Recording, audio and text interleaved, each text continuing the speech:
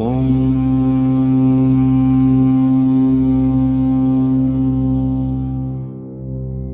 शिवसहस्रनामवली। ॐ अमरेशाय नमः। ॐ महादेवाय नमः। ॐ विश्वदेवाय नमः। ॐ सुरारिघ्ने नमः।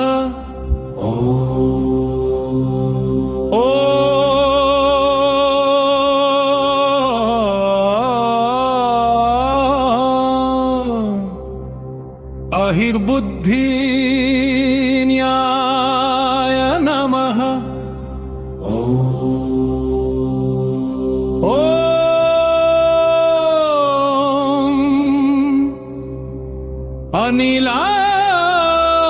अनिलाभाय नमः। ॐ चैकितानाय नमः।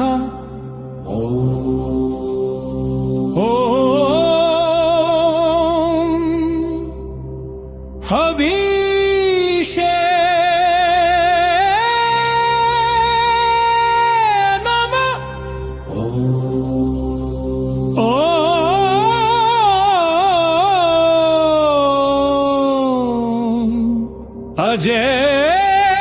अजेकपादे वामः।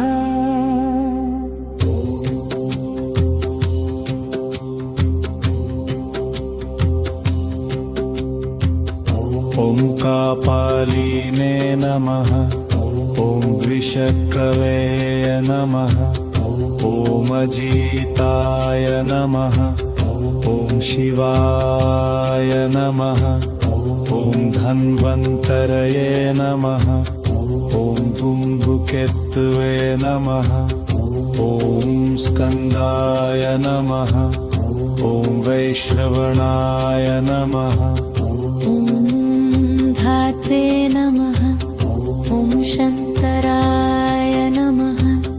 ॐ वित्तुराय नमः। ॐ त्वष्ट्रे नमः। ॐ शिवाय नमः। ॐ धराय नमः। ॐ प्रभावाय नमः। ॐ सर्वगोवायवे नमः। ॐ वर्ह्यं दे नमः। ॐ सवित्रे नमः। ॐ रवये नमः। ॐ शान्तये नमः। ॐ विधात्रे नमः। ॐ बलधात्रे नमः। ॐ भूतवाहनाय नमः। ॐ प्रभवाय नमः। ॐ वरं विभाविने नमः। ॐ सर्वकामगुणवहनाय नमः। ॐ कत्रिनाभाय नमः। ॐ महागर्भाय नमः। ॐ चन्द्रवक्त्राय नमः। ॐ अनिलवाय नमः। ॐ मन्निचञ्चवे नमः। ॐ निरूपाय नमः। ॐ कुरुकर्त्रे नमः। ॐ कुरुवासिने नमः। ॐ कुरुभूताय नमः। ॐ गुणौषधाय नमः। ॐ सर्वाशयाय नमः।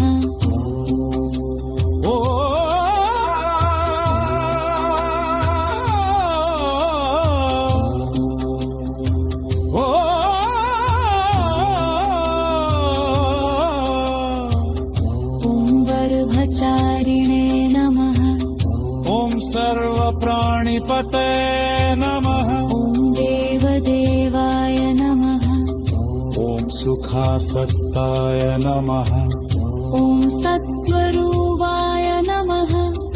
ॐ सर्वसत्रुपाय नमः ॐ सर्वरत्नविदे नमः ॐ कैलासगिरिवासिने नमः ॐ हिमवद्गिरिसंश्रयाय नमः ओ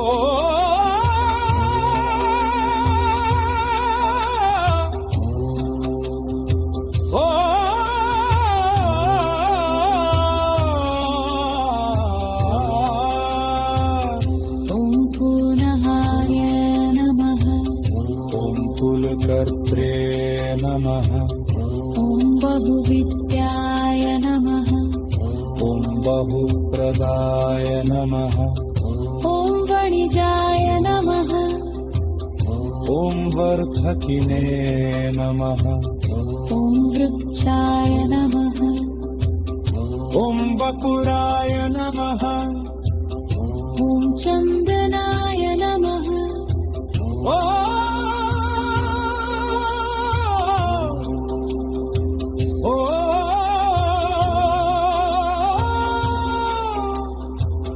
ॐ सारग्रीवाय नमः ॐ महाजत्रवे नमः ॐ अलोलाय नमः ॐ महौषधाय नमः ॐ सिद्धार्थकारिणे नमः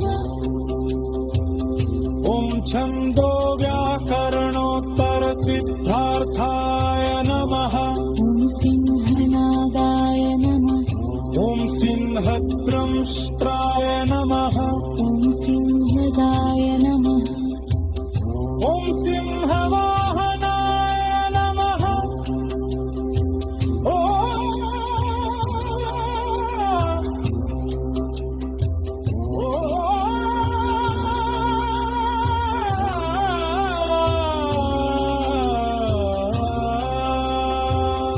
ॐ प्रभावात्मने नमः ॐ जगदलस्थालाय नमः ॐ गोपहिताय नमः ॐ परमे नमः ॐ सरङ्गाय नमः ॐ सुरारिग्ने नमः ॐ केतुमालिने नमः ॐ सभावनाय नमः ॐ बुद्धालयाय नमः ॐ भूतपत्ने नमः ॐ मतिमत्ताय नमः ॐ चेकितानाय नमः ॐ हविष्ठ नमः